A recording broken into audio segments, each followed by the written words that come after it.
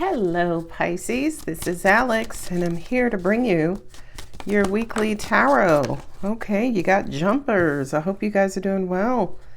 King of Cups, that's Scorpio. It's you being loving.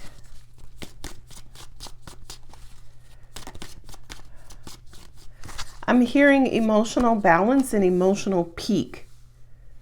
Okay, you're in your heart space. But you're setting boundaries and you're, oh, okay.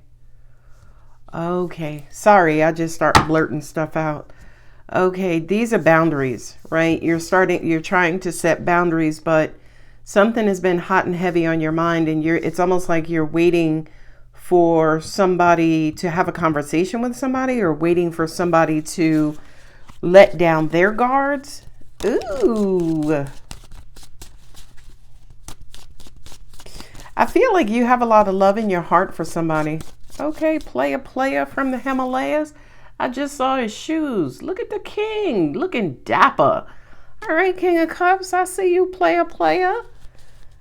Yeah, you are wanting to give your heart, your soul, and just all of your love to somebody.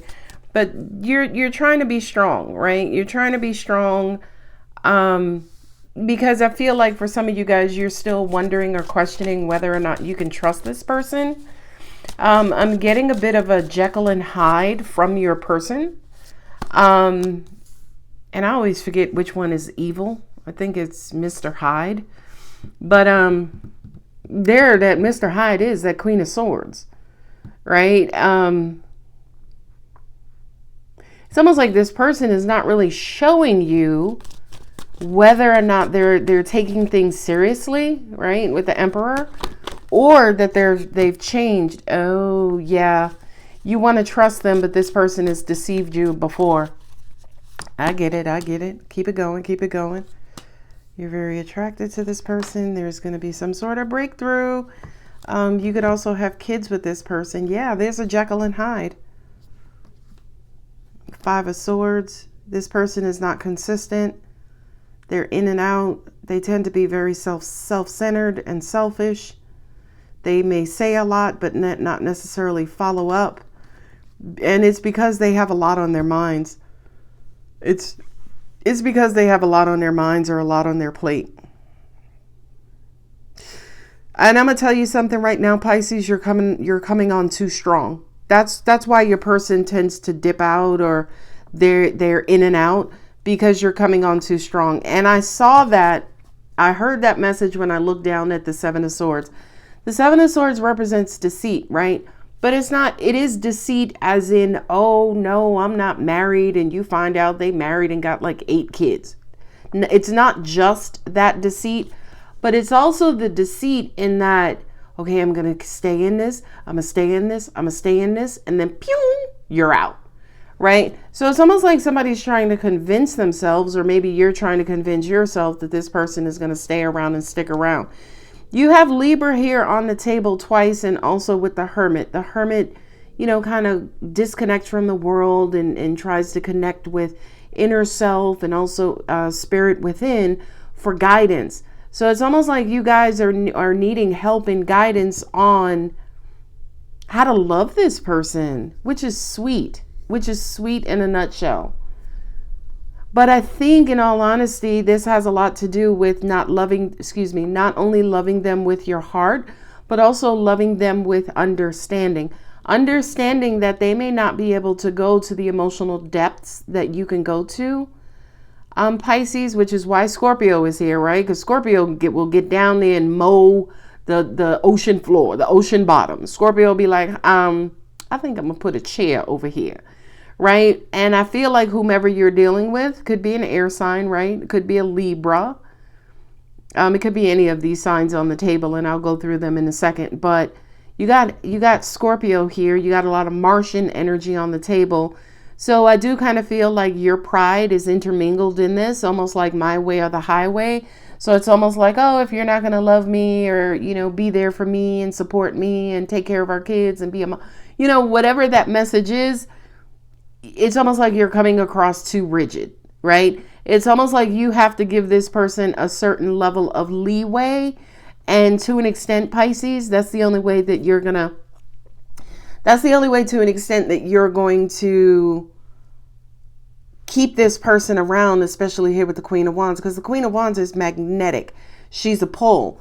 Well, the Queen of Swords is I call her cut master flex. She cuts, right? She cuts things off. She severs. She stands back. She isolates. She keeps to herself. She's an introvert, right? So it's almost like there are two opposing forces here. And I feel like for you, Pisces, you may think that love is the key, love is the answer. But with all this Libra on the table, it feels like a very well certified and PhD type of balancing act that you have to do with this person. Not only that, but I'm also getting with the Devil card here that it's almost like you punish or penalize them. You get overly controlling and you penalize them when they're not dancing how you want them to dance. And this Six of Cups here, yeah, you guys could have kids together, or you're trying to figure out how to get that old love back. And I'm going to be honest with you, Pisces, I don't think there's any such thing as getting the old love back. That's almost like saying, you know, your sweet 16, the summer of the year you turned 16, you want to get that summer back. It's impossible, right? It's impossible. The only thing that you could do is enhance it, right? Upgrade it, right? Not necessarily get that specific love or summer back, but get something close to it or better.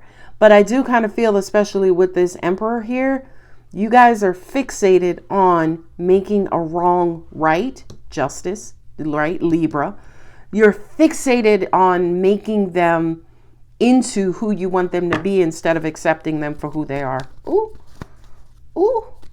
And with the Seven of Swords here and the Leo card here of strength, yeah, sometimes you're going to have to be strong enough to let them wave and wander, right? Kind of go in and out.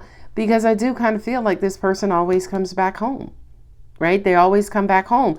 But by the time they come back home, now you're all tight and annoyed and pissed off. And you're like, don't want to talk. Or no, I don't want. It's almost like you exercise your power. No, that's not it. You overthrow your power is really what I want to say. And that's not even grammatically correct, but I hope you guys know what the message is there.